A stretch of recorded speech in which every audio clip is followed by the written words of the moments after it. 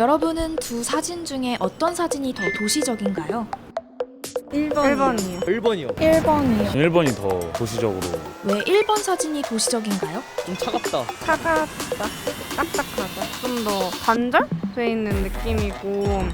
그 도시적이라고 하는 말이 너무 차갑다 이럴 수도 있는데, 그 도시적이라는 말이 영어로 어반인데 그 말에는 여러 가지 의미가 있어요.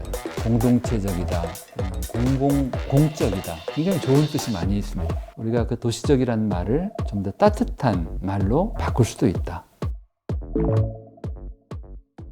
도시는 좀 차갑다. 저는 개발 시대에 그런 이미지가 만들어졌다고 봐요. 50년대 중반 후반, 이제 60년대 이때 굉장히 빠른 속도로 도시 개발이 이루어졌죠. 그러다 보니까 도시를 마치 물건처럼 빨리빨리 만들어야 했어요. 단지식, 주거단지, 공업단지. 그래서 따뜻한 느낌을 이렇게 잃지 않았을까. 사람이 사는 곳이라기보다 물건에 가까웠던 도시. 하지만 이제 그 시선이 바뀌고 있습니다. 지금은 이제 재생시대죠. 개발시대의 도시를 물건처럼 봤다면 재생시대에는 도시를 생명처럼 보자. 이렇게 접근한다면 도시가 그렇게 차가운 곳이 아니라 따뜻한 곳, 또 살려내야 할 곳으로 볼 수 있지 않을까 그렇게 생각해요. 대한민국의 수도 서울이 그리는 도시의 모습도 과거와 많이 달라졌죠.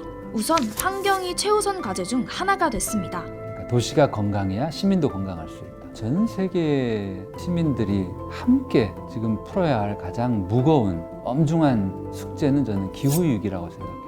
그러니까 이제 탄소 배출을 줄이기 위한 각고의 노력을 해야 되는데, 그래서 마을 공동체 텃밭도 하고 에너지 자립 마을도 하고, 이 외에도 쇠활용 플라자, 시민 햇빛 발전소 등 환경을 생각한 여러 정책이 진행됐죠. 그리고 자동차 중심의 도로에서 보행자 중심의 도로로, 즉 사람이 걷기 좋은 도시로 바뀌는 게 중요하다고 합니다. 자전거나 걷기는 탄소 배출을 안 해요. 시민들이 대부분 자가용에 의존해서 출퇴근을 하고 또 주말에 쇼핑도 자가용으로 하고 이렇게 하다 보면 그 도시는 건강해질 수가 없거든요. 게다가 걷기 좋은 도시를 만드는 건 환경을 보호하는 것 이상의 의미가 있다고 합니다. 도시가 걷는 도시로 변하면 모든 점에서 좋아집니다. 소음이 줄고 공해가 줄고 교통사고가 줄고, 지금 선진 도시들은 대중교통 무료화도 많이 시도해요. 대중교통 중심 도시가 되면 우리 사회의 약자들도 이동하는데 큰 제약이 없이 다닐 수 있거든요. 일반 차량이 다닐 수 없는 대중교통 전용 지구를 만들거나 차로를 줄이는 대신 녹지와 인도를 넓힌 보행 친화도로를 만드는 등 서울도 걷기 좋은 도시가 되기 위해 변하고 있습니다. 초창기에는 이제 자동차가 등장하니까 자동차를 주인으로 받드는 도시를 만들었어요. 그러다가 이제 이건 아니구나라고 깨닫고 대중교통과 걷는 도시 그리고 자전거 도시로 지금 다 대전환을 하고 있어요. 그리고 과거의 모습을 없애기보다 과거와 공존하는 방향으로 도시 정책이 변하고 있습니다. 철거 예정이던 서울역 고가도로가 사람이 다니는 길로 다시 태어나고, 폐쇄된 석유 비축기지가 전시, 공연 등이 열리는 문화 비축기지라는 공간으로 바뀌었죠. 우리가 이렇게 부러워하는 도시들의 모습이 대부분 다 그렇죠. 파리도 그렇고 런던도 그렇고 로마도 그렇고 완전히 다 한꺼번에 철거 재개발하지 않죠. 완전히 지우고 새로 짓는 철거 재개발, 철거 재건축 방식보다는 필요한 것들을 새로 끼워 넣는 리모델링 방식, 이런 방식으로 우리 도시의 변화를 이렇게 관리한다면 우리가 훨씬 더 정감 있는 도시에서 살 수 있어요. 그리고 정감 있는 도시가 되려면 무엇보다 그 안에 사는 시민들이 함께 나누고 연대할 수 있는 환경이어야 합니다.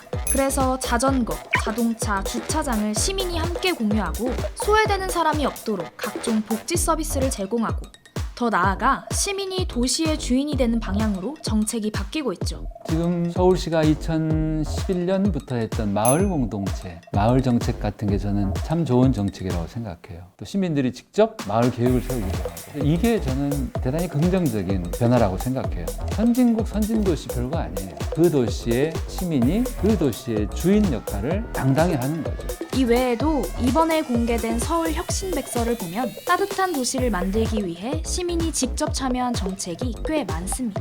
하지만 따뜻한 도시라고 하기엔 해결해야 할 과제도 여전히 많은 상황이죠. 우리나라도 지금 이런 것들이 많이 나아지고는 있는데 아직도 많이 아쉽죠.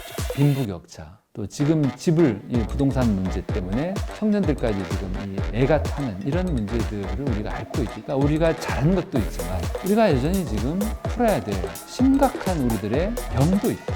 사람을 위한 도시 정책이 점점 많아지고 보완될수록 도시는 차가운 공간이 아니라 정말 따뜻한 공간으로 바뀔 겁니다.